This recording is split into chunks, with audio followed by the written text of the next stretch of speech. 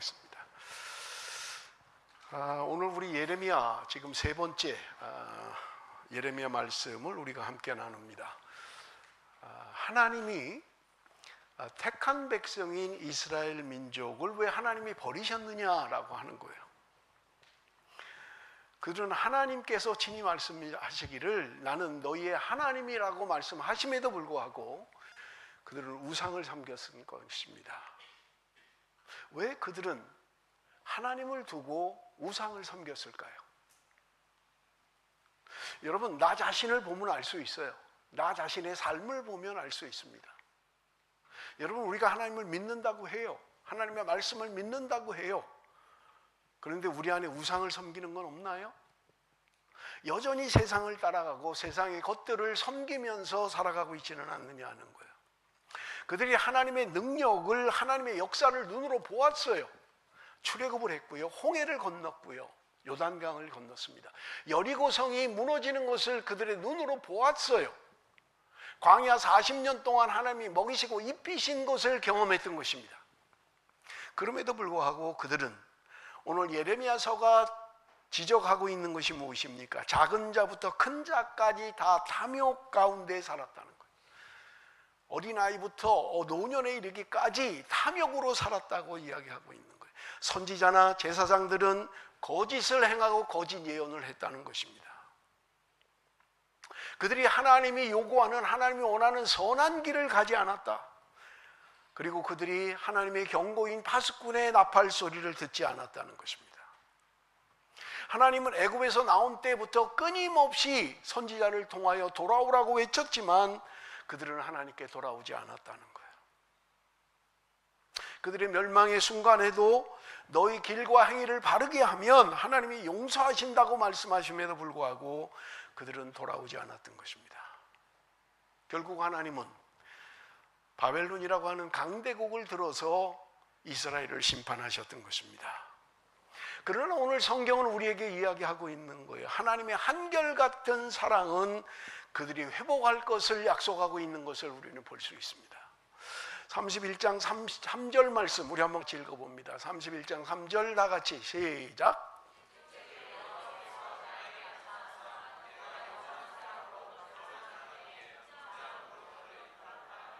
하나님이 오늘도 저와 여러분을 향해서 영원한 사랑으로 너를 사랑한다고 말씀합니다.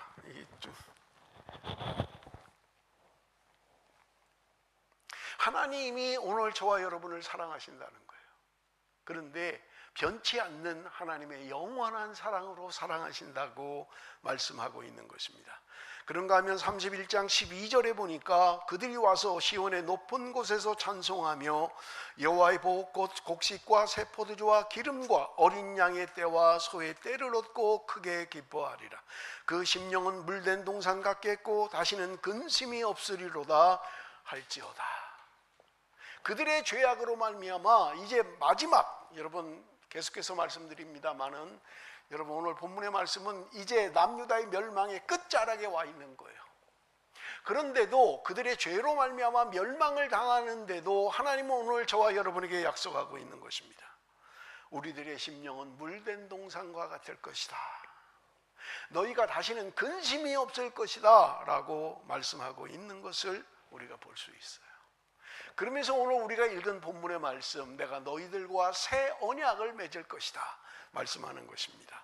여러분 이미 읽었습니다마는 31절입니다. 여호와의 말씀이니라. 보라, 날이 이르리니 내가 이스라엘 집과 유다 집에 새 언약을 맺으리라.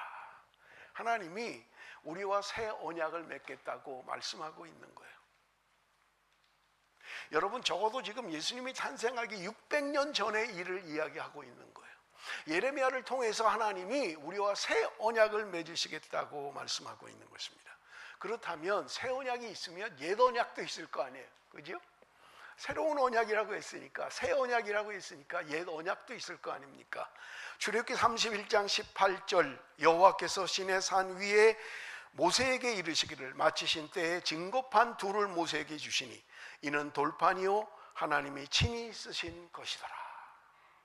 하나님이 돌판에다가 모세를 통해서 쓰신 약속, 그 계명, 그것이 바로 옛 언약이라고 말씀하고 있는 것입니다. 그렇다면 하나님이 왜 이 옛 언약을 파기하고 새 언약을 주시겠다고 약속하고 있느냐 하는 것입니다.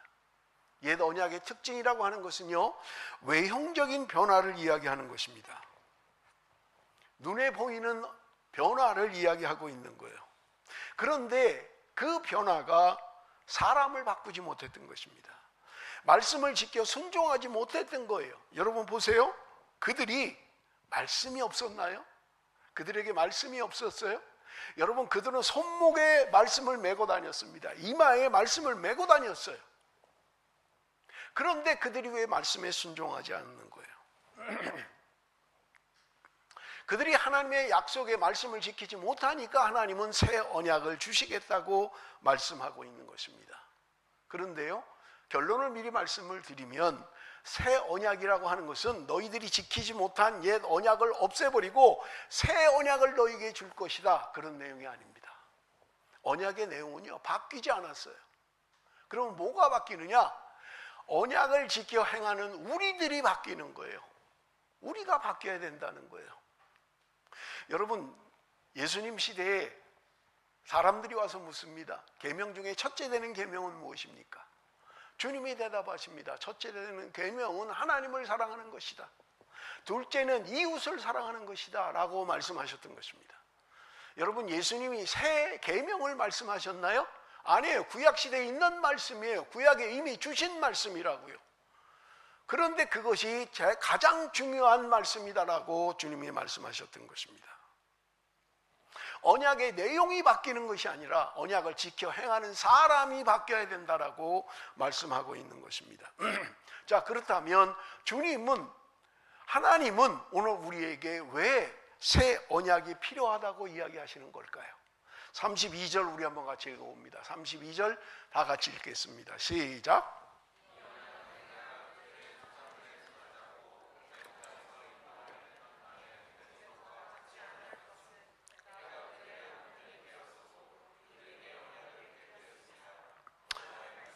하나님이 말씀하시는 거예요. 내가 너희들과 맺은 언약.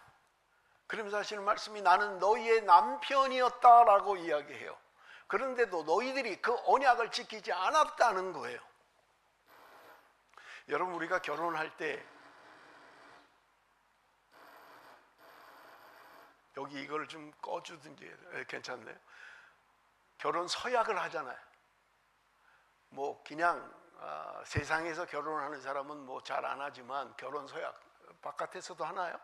결혼 서약을 하지요. 어떻게 서약합니까? 검은 머리가 흰 머리가 될 때까지 내 남편이, 내 아내가 아프든지 건강하든지 잘 되든지 못 되든지 나는 변함없이 사랑하겠습니다라고 언약하지 않았나요? 그런데 여러분 어떻습니까? 그렇게 언약을 하고 그렇게 서약을 하고 왜 그렇게 수많은 부부가 이혼을 합니까? 뭐 물론 이유가 있겠죠. 그런데 여러분, 이혼하는 부부의 가장 많은 이유가 무엇입니까? 성격이 안 맞아서. 그게 가장 큰 이혼 사유잖아요.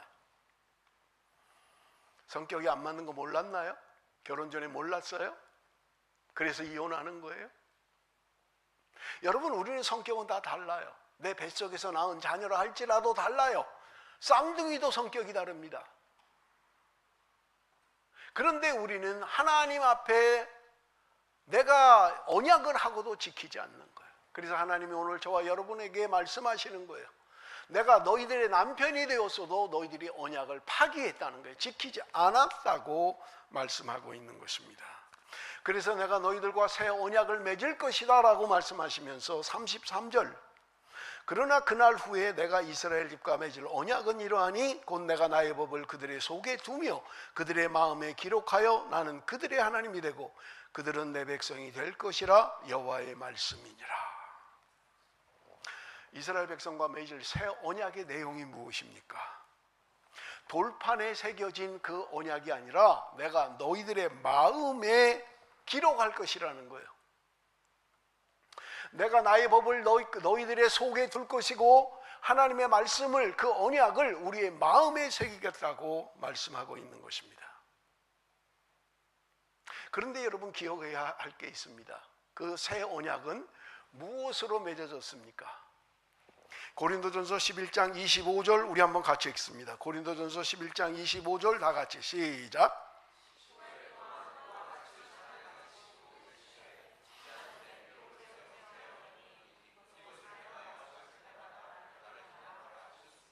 여러분, 새 언약이라고 하는 것은 예수 그리스도의 피로 말미암아 맺은 언약이라고 말씀하고 있는 거예요. 어떤 새로운 내용의 언약이 있는 게 아니라 예수 그리스도의 피로 말미암아 맺어진 언약이라고 말씀하고 있는 것입니다. 그래서 옛 언약의 특징이 뭐냐면 율법이라고 이야기하는 거예요. 옛 언약이 뭐냐라고 하면 율법. 그러면 맞는 말이에요. 새 언약의 특징이 뭐냐? 새 언약은 복음이라는 거예요. 예수 그리스도의 피로 말미암아 맺어지는 그 새 언약을 이야기하고 있는 것입니다. 로마서 7장 22절 23절입니다. 내 속사람으로는 하나님의 법을 즐거워하되 내 지체 속에 한 다른 법이 내 마음의 법과 싸워 내 지체 속에 있는 죄의 법으로 나를 사로잡는 것을 보는도다. 우리의 속사람으로는 하나님의 법을 즐거워한다는 거예요. 하나님의 뜻대로 살기를 원하고요, 주님을 닮아서 거룩한 삶을 살기를 원하고 우리가 주님과 함께하는 삶을 살기를 원한다는 거예요. 그런데 그 다음 절이 문제입니다. 23절 내 지체 속에서 한 다른 법이 내 마음의 법과 싸워 내 지체 속에 있는 죄의 법으로 나를 사로잡는 것을 보는도다. 내 속에는 하나님을 닮고 싶은 열망만 있는 게 아니라는 거예요. 주님을 닮고 싶은 마음만 있는 것이 아니라 내 속에 다른 법이 있는데 그 다른 법이 나를 죄로 이끌어가고 있다고 말씀하고 있는 것입니다. 여러분 기억하십시오. 이것보다 오늘 저와 여러분의 영적 상황을 잘 설명하는 것은 없습니다. 여러분, 우리 마음에 원하는 게 있어요. 주님 닮기 원합니다. 주님 뜻대로 살기 원합니다. 순종하며 살기를 원해요. 그런데 내가 그렇게 살지 못하는 이유가 뭐예요? 내 안에 다른 법이 있다는 거예요.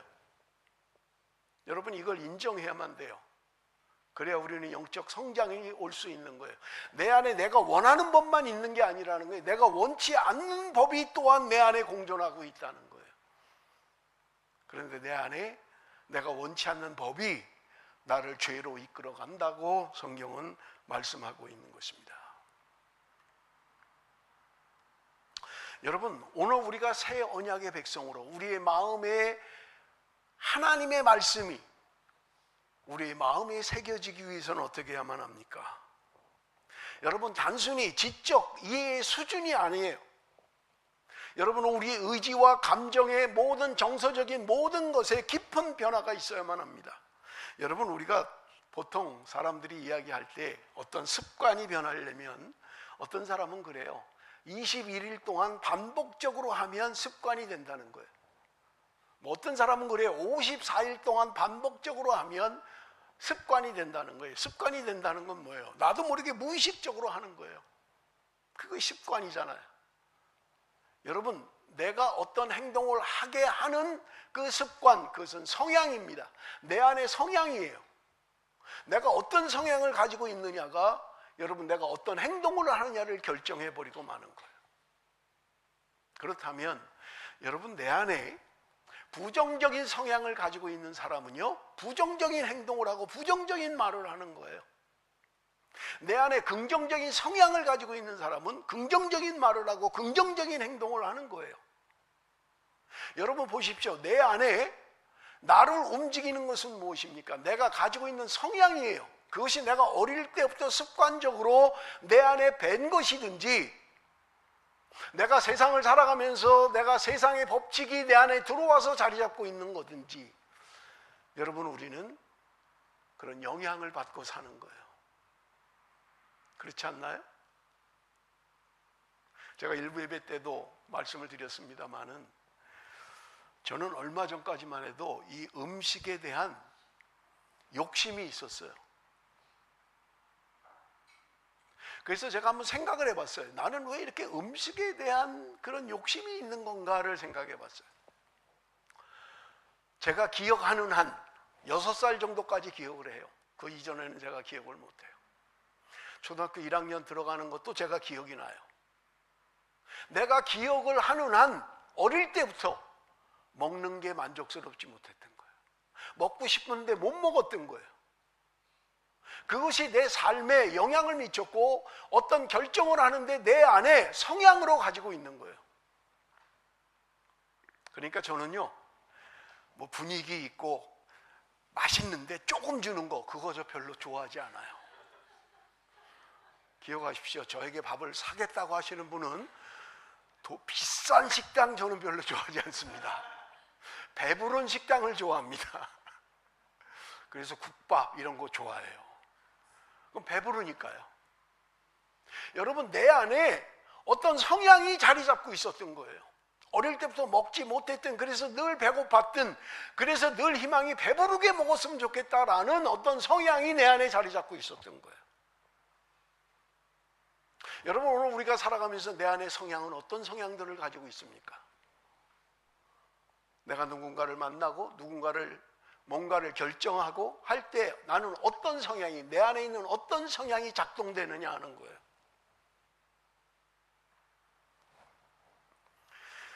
여러분, 내가 원하는 것, 하나님이 기뻐하는 성향으로 바뀌려면 그것이 습관이 되도록 여러분, 우리는 훈련을 해야만 되는 것입니다.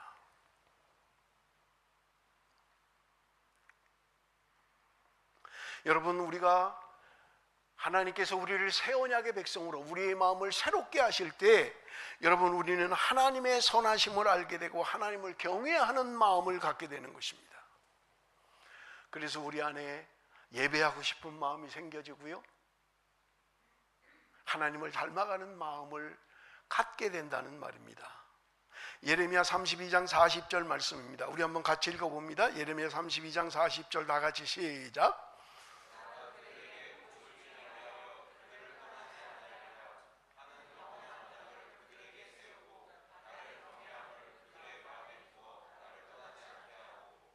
하나님께서 오늘 우리에게 약속하고 있는 거예요. 내가 너희들에게 복을 주기 위해서 너희들을 떠나지 않겠다는 약속이라는 거예요. 하나님이 떠나지 않으시겠다는 거예요. 왜냐하면 너희들에게 복을 주기 원한다라고 하는 것입니다. 그런데 여러분 보시죠. 나를 경외함을 그들의 마음에 두어 나를 떠나지 않게 하겠다는 거예요. 하나님이 오늘 우리에게 하나님을 경외하는 마음을 주어서 하나님을 떠나지 않게 하시겠다고 말씀하고 있는 것입니다. 여러분, 지금 말씀을 통해서 우리에게 계속해서 주시는 말씀이 무엇입니까? 내가 뭔가 노력해서 얻는 것을 이야기하고 있지 않아요. 하나님이 우리에게 주시겠다는 거예요. 하나님을 경외하는 마음을 그들의 마음에 두시겠다고 이야기하고 있는 거예요. 여러분, 경외한다라는 말이 무엇입니까? 영어 성경에는 대부분 두려움이라고 표현하고 있습니다. 그런데 한자 성경 그대로라면 여러분, 경외라는 말은 공경경 두려워할 외 존경과 두려움이 함께 있는 것입니다. 내가 하나님을 존경하고 하나님을 두려워하는 마음이 함께 있다는 거예요. 내가 하나님의 마음이, 내가 두려운 마음이 있지만 두려운 마음 때문에 하나님을 떠나는 것을 말하는 게 아니라 두려운 마음 때문에 하나님 앞에 더 가까이 가는 것을 이야기하는 것입니다. 하나님은 무서워, 난 그래서 도망갈 거야 를 말씀하고 있는 게 아니라는 거예요. 하나님에 대한 두려움은 우리가 해서는 안 될 것, 하나님이 기뻐하지 않는 것을 하지 않는 두려움이에요. 그래서 하나님 앞에 더 가까이 가게 하는 두려움인 것을 여러분 기억하셔야만 하는 것입니다.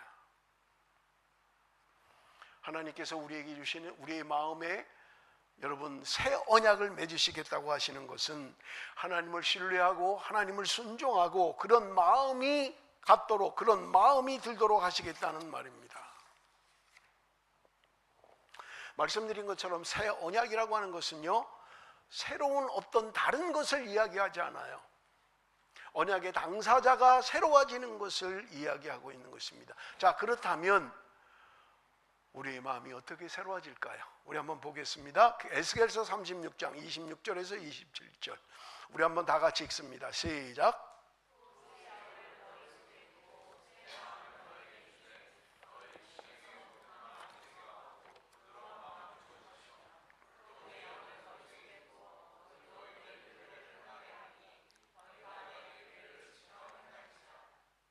여러분, 오늘 우리 안에 새 언약의 백성으로 살 수 있는 것은 무엇입니까? 여기 오늘 본문이 이야기합니다. 새 영을 너희에게 둘 것이라는 거예요. 그래서 새 마음을 줄 것이라는 거예요.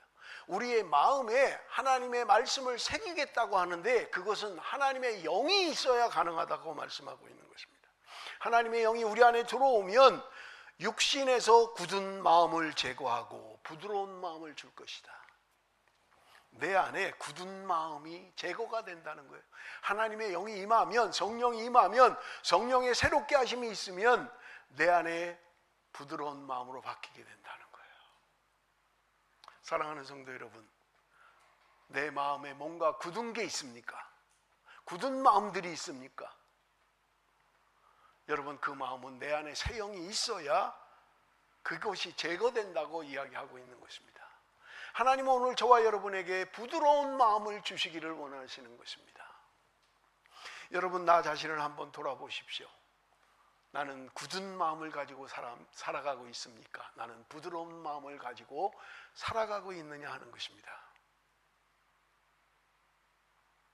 여러분, 주님께서, 지금 하나님께서 오늘 저와 여러분에게 새 언약을 맺겠다, 내가 너희들의 마음의 말씀을 기록하겠다는 게 무슨 말입니까? 하나님께서 저와 여러분에게 말씀하는 거예요. 우리 새로 시작해보자. 좀 새로 시작해보자.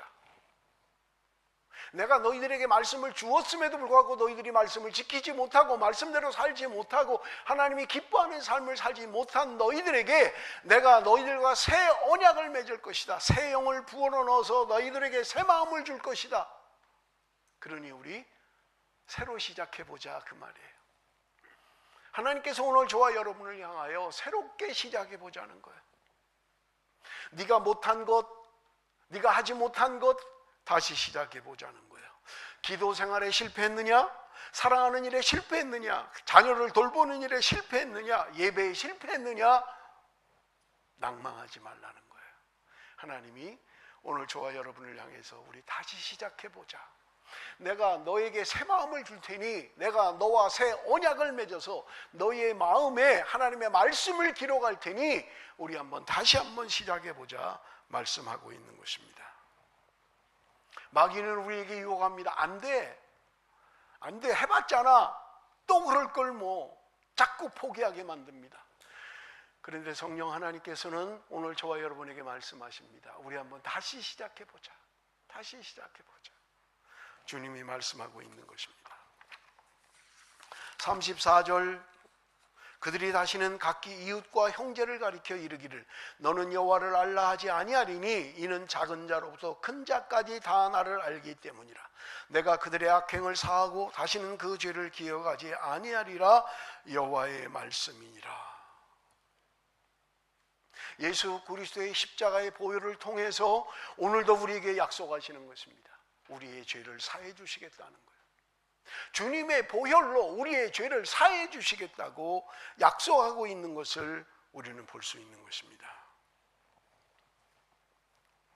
디도서 3장 5절 몇 줄을 설교했습니다마는 우리를 구원하시되 우리가 행한 바 의로운 행위로 말미암지 아니하고 오직 그의 긍휼하심을 따라 중생의 씻음과 성령의 새롭게 하심으로 하셨나니, 주님의 긍휼하심을 따라서 우리의 중생의 씻음 그리고 성령의 새롭게 하심으로 말미암아 우리를 구원하셨다 말씀하고 있는 것입니다.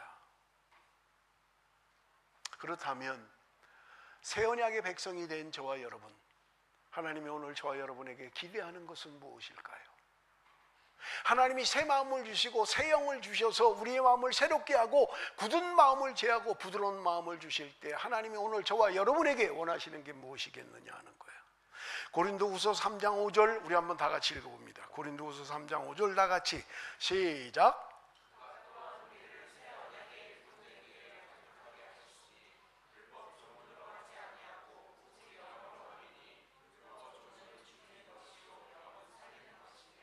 여러분, 오늘 하나님께서 우리에게 약속하고 있는 거예요. 내가 너희들에게 새 언약의 일꾼 되기에 만족하게 하셨다는 거예요. 너희들이 이제는 새 언약의 일꾼으로 살아야 되는데 하나님이 그것을 만족하게 하셨다는 거예요. 더 배워야 되고 더 공부해야 되고 더 노력해서 되는 게 아니라 이미 하나님께서 우리에게 다 주셨다는 거예요. 만족하게 하셨다는 거예요. 새 언약이라고 하는 것은 율법 조문으로 하는 게 아니라 영으로 하는 것이다. 율법 조문은 죽이는 것이고 영은 살리는 것이라고 말씀하고 있는 것입니다. 그러므로 새 언약의 일꾼은요, 하나님이 이미 만족해 하셨다는 거예요. 우리가 하나님의 영으로 충만하면, 하나님의 영으로 살면 하나님이 이미 우리에게 새 언약의 일꾼으로 살 수 있는 자격을 주셨다고 말씀하고 있는 것입니다. 그러므로 여러분, 우리는 하나님의 새로운 언약의 백성으로, 언약의 일꾼으로 살 수 있게 된 것입니다. 그럼 우리는 이렇게 생각을 해요. 하나님이 다 주시는 것 같으면 나는 그냥 가만히 있으면 되겠네.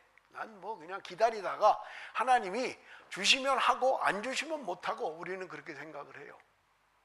그런데 여러분, 제가 여러 번 말씀을 드렸습니다만 갈라디아서 5장에 보면 성령을 따라 살라는 말이 있는가 하면 성령의 인도함을 받으라는 말이 갈라디아서 5장에 같은 장에 기록되어 있다는 사실이에요. 성령의 인도함을 받으라라는 말은 수동태로 되어 있다고 말씀을 드렸어요. 누군가 나를 이끌어가는 거예요. 내 힘이나 내 의지가 아니라 어떤 힘이나 능력이 나를 이끌어간다는 말입니다.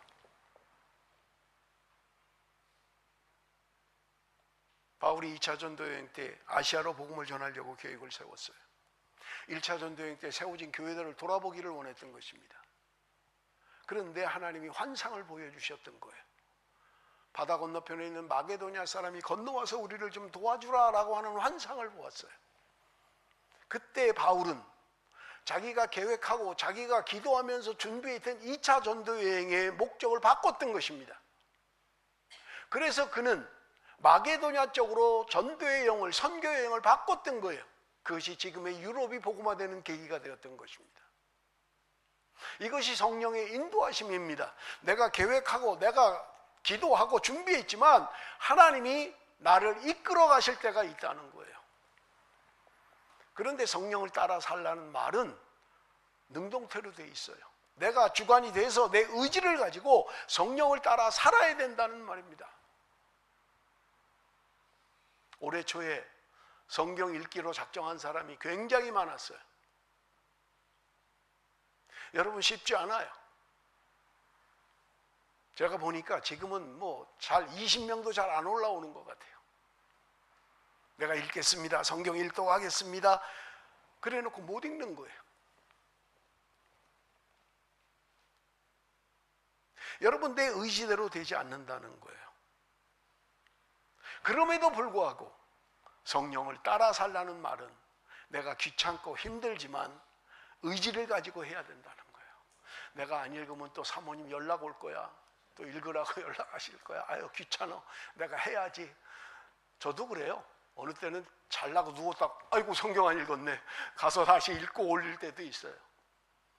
그럼에도 불구하고 우리가 성령을 따라 살아야 된다는 거예요.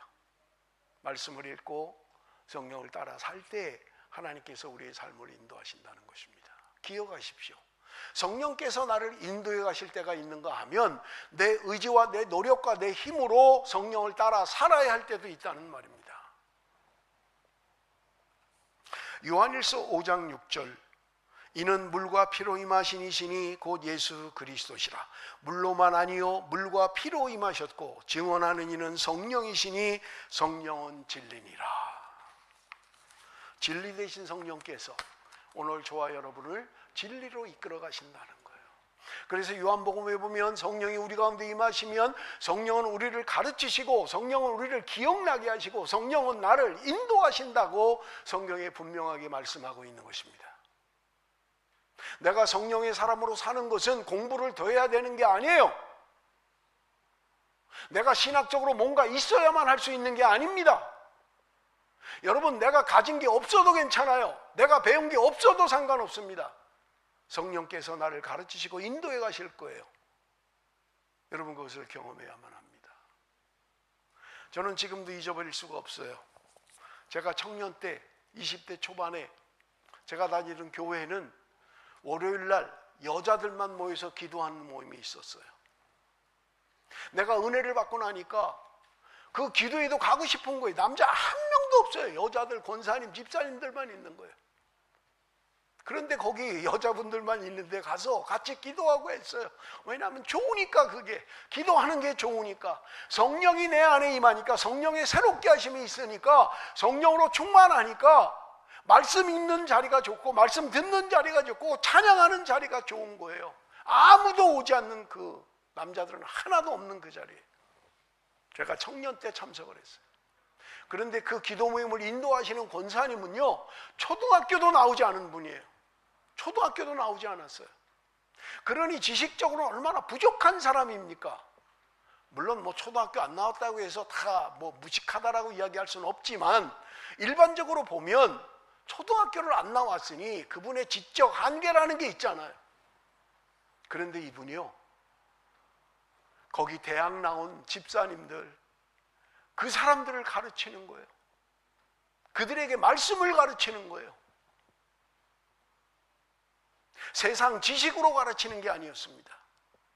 세상의 학문으로 가르치는 게 아니었어요. 그 사람은 성령 충만했던 것을 누구나 다 인정하고 기억합니다. 성령께서 그를 깨닫게 하시고 가르치시는 거예요. 그래서 고린도전서 2장 10절에 말씀합니다. 오직 하나님이 성령으로 이것을 우리에게 보이셨으니 성령은 모든 것 곧 하나님의 깊은 것까지도 통달하시느니라. 하나님의 성령을 우리에게 보여주시고 성령은 하나님의 깊은 것까지라도 알게 하시고 깨닫게 하신다고 성경은 우리에게 말씀하고 있는 것입니다. 사랑하는 성도 여러분, 내가 성령의 사람이 되면, 내가 성령 충만한 삶이 되면, 성령의 새롭게 하심이 내 안에 있으면, 여러분, 그래서 내가 거듭나고 중생하고 내가 거듭난 사람이 됐다면, 여러분 분명히 기억하실 게 있습니다. 내가 거듭남이 확실한 거라면 우리는 하나님을 사모할 수밖에 없고요, 예배가 그렇게 좋을 수밖에 없고요, 찬양하는 게 그렇게 행복할 수밖에 없다는 사실이에요. 하나님을 닮아가는 것, 하나님의 마음을 가지고 살고 싶은 것, 이것은 거듭난 사람의 특징인 것입니다. 내가 거듭나고도 여전히 예배가 지겹고 말씀이 싫고 찬양이 싫다면 그 사람은 거듭난 거 아닙니다. 그 사람은 거듭난 거 아니에요. 거듭났다면, 내가 중생했다면, 중생의 씻음이 내 안에 있다면, 여러분 우리의 영은 하나님의 것들을 즐거워할 수밖에 없는 것입니다. 전에는 그렇게 싫던 게 좋을 수밖에 없어요. 그렇게 지겹던 게 그렇게 기쁠 수가 없는 것입니다. 그러므로 여러분, 우리가 새 언약의 백성으로, 새 언약의 일꾼으로 살기 위해서는 성령으로 충만해야만 하는 것입니다. 예수 그리스도의 피로 말미암아 우리의 죄성이 씻어지고 우리의 더러운 것들이 씻어져야만 우리는 새 언약의 백성으로 살 수 있다는 말입니다. 누가복음 22장 20절입니다. 우리 한번 다 같이 읽어봅니다. 다 같이 시작.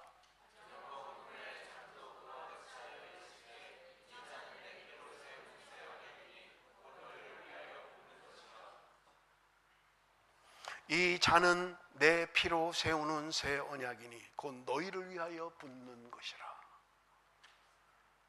주님께서 오늘 자신의 몸을 찢고 십자가에 죽으심으로 말미암아 그 피로 우리를 새롭게 하셨고 우리를 구원하셨고 그 피를 우리에게 붓는다고 말씀하고 있는 것입니다. 그러니 주님의 보혈이 나를 새롭게 하는 것입니다. 주님의 보혈만 생각하면 은혜가 되어야 되는 것입니다.